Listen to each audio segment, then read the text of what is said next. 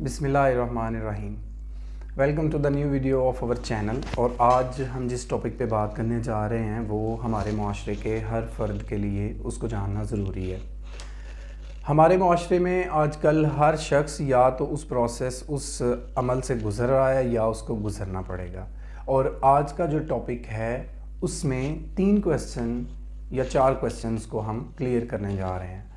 सबसे पहला सवाल और सबसे पहले जो आज का टॉपिक है वो है टैक्स। और अगला सवाल इससे बनता है कि टैक्स फाइलर कैसे बनते हैं, टैक्स फाइलर कौन होता है और टैक्स फाइलर बनने के क्या फ़वाइद हैं या टैक्स फाइलर ना बनने के क्या नुकसानात हैं। तो तमाम तरक्की पजीर ममालिक के तकरीबन तमाम शहरी जो हैं वो टैक्स फाइलर होते हैं और वो गवर्नमेंट की मुराद का फ़ायदा भी उठाते हैं। आज की वीडियो में मैं आपको ये बताऊंगा कि टैक्स फाइलर किसको कहते हैं, टैक्स फाइलर बनने के क्या मराहिल हैं और इन मराहिल से गुज़र के इंसान कौन कौन से फ़वाइद हासिल करता है, या फिर अगर वो टैक्स फाइलर नहीं है तो उसको कौन कौन से नुकसानात होते हैं या फिर कौन कौन सी चीज़ों से उसको मुश्किल फेस करनी पड़ती है।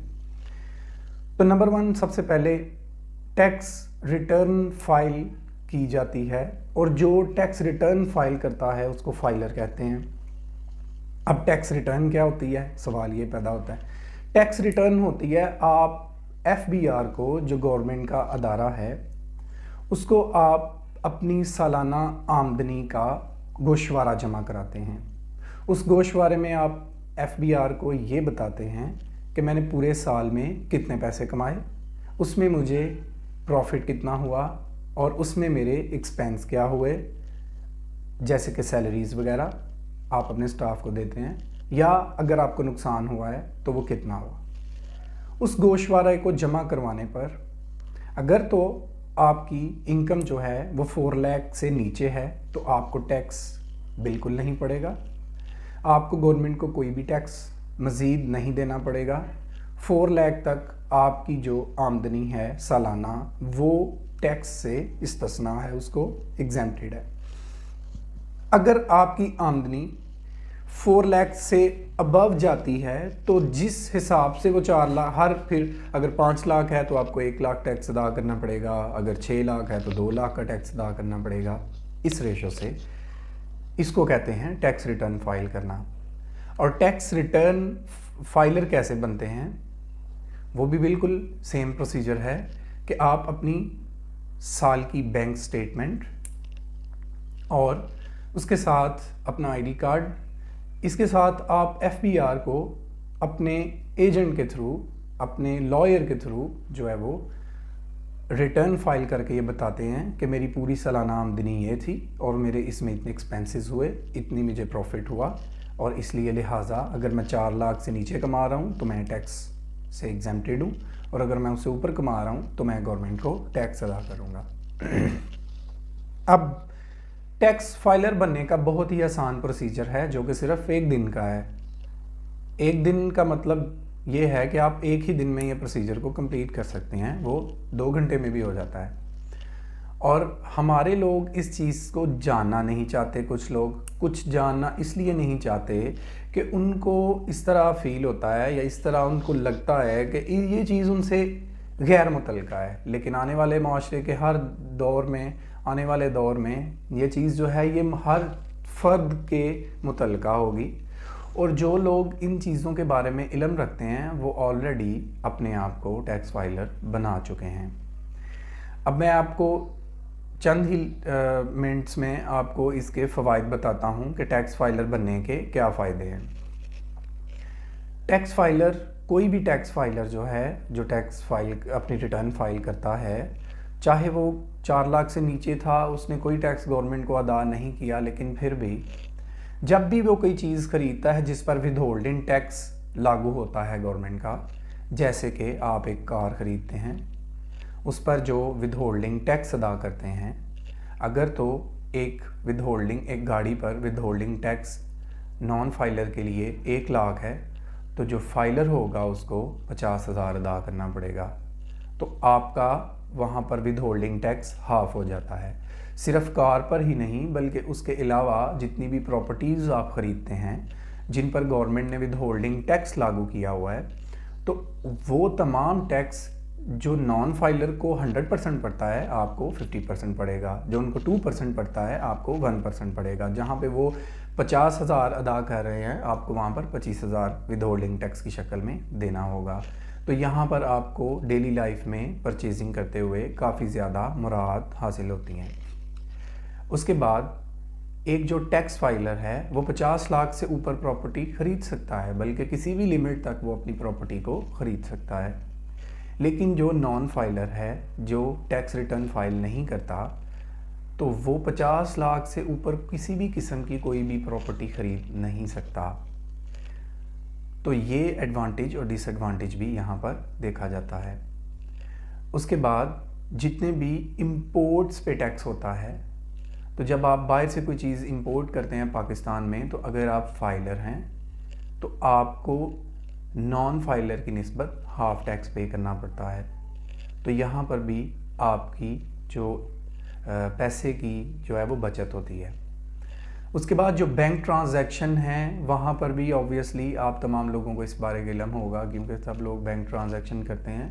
तो कैश विड्रॉल पे या ऑनलाइन ट्रांजैक्शंस पे फाइलर्स जो हैं उनको बिल्कुल टैक्स एग्जेम्प्टेड है और उनको टैक्स अदा नहीं करना पड़ता जो गवर्नमेंट की तरफ से लागू किया गया होता है।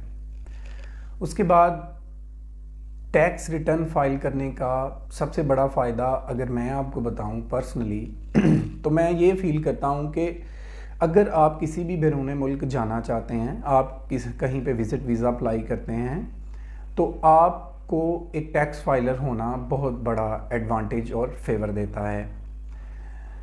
अगर वीज़ा प्रोसेसिंग जो एजेंट्स हैं, जो एम्बेसी में ऑफिसर्स हैं, अगर उनको ये पता चलता है कि आप अपने मुल्क में रहते हुए टैक्स फाइल नहीं कर रहे, आप अपनी इनकम का गोशवारा सालाना जमा नहीं करवा रहे, अगर आपने अपनी इनकम के बारे में अपनी गवर्नमेंट को नहीं बताया हुआ, आप एक्टिव टैक्स पेयर नहीं हैं, तो वो उसके लिए एक बहुत बड़ी हैरत की बात होती है और ऐसी बात का होना उनके लिए एक नेगेटिव पॉइंट शुमार किया जाता है। तो तरक्की पजीर ममालिक के लोग टैक्स फाइलर होते हैं और वो इसी चीज़ को पसंद करते हैं कि तमाम हमारे मुल्क में आने वाले सिटीज़न जो हैं या कोई भी आउट ऑफ कंट्री से आ रहा है तो वो लॉ अबाइडिंग सिटीज़न हो। तो आपके एजेंट्स बाज़-औक़ात इस तरह होता है हमारे माशरे में, हमारे पाकिस्तान में। यही वो चीज़ें हैं जो मैं अपनी सोसाइटी तक एड्रेस करना चाहता हूँ कि आपके इर्द गिर्द कुछ ऐसे एजेंट्स मौजूद होते हैं जो आपकी बैंक स्टेटमेंट बनवा देते हैं कि आपको विज़िट वीज़ा आसानी से मिल सकेगा। लेकिन ये बात जैसे हमें पता है वैसे ही उन लोगों को भी पता होती है, क्योंकि वो बहुत एडवांस्ड सोसाइटी से ताल्लुक़ रखते हैं। उनको पता होता है कि माशरे में कैसे कैसे जालसाजी से बैंक स्टेटमेंट्स बनवा ली जाती हैं। पैसा किसी और का होता है, अकाउंट आपका यूज़ होता है और आपकी बैंक स्टेटमेंट तो जनरेट हो जाती है, वो तो बन जाती है, लेकिन वो इस बात से अब इस चीज़ का अंदाज़ा लगाते हैं कि आपकी इनकम वाकई में इतनी थी, क्या आप वाकई इतने पैसे कमाते हैं जितनी आपकी बैंक स्टेटमेंट शो कर रही है। तो अगर तो आपने अपनी टैक्स रिटर्न में वो तमाम एसेट्स शो नहीं किए, अगर तो आपने उन तमाम एसेट्स का टैक्स पे नहीं किया, तो वो तमाम बैंक स्टेटमेंट्स जो हैं उनके लिए एक रद्दी के कागज़ का टुकड़ा हैं। तो वो नाउअडेज़ आजकल के दिनों में जो वीज़ा प्रोसेसिंग ऑफिसर्स हैं, आप लोगों के विज़िट वीज़ा जब प्रोसेस करते हैं तो वो आपकी टैक्स रिटर्न को देखते हैं कि आपने जो बैंक स्टेटमेंट प्रेजेंट की है, यहाँ पर पेश की है, यहाँ पर एग्जिबिट की है, क्या उस बैंक स्टेटमेंट के मुताबिक आपने रिटर्न भी फाइल की है। तो अगर तो आपने उस बैंक स्टेटमेंट के मुताबिक रिटर्न फाइल की है तो इसका मतलब है कि वो इनकम जेन्युइन है, ट्रू है, सच्ची है, कि वाकई आप इतने पैसे कमा रहे हैं, आप इतने पैसों के मालिक हैं और ये पैसे आपके ही हैं और आप इसका टैक्स भी अदा कर रहे हैं। इट मीन्स ये पैसा आपका है, तो फिर वीज़ा प्रोसेसिंग में भी आपको बहुत हेल्प मिलती है। आज की वीडियो में इतना ही। नेक्स्ट वीडियो में इंशाल्लाह एक नए टॉपिक के साथ और एक नए इम्पॉर्टेंट इशू के साथ आपकी खिदमत में हाजिर होंगे। तब तक के लिए अल्लाह हाफिज़, थैंक यू।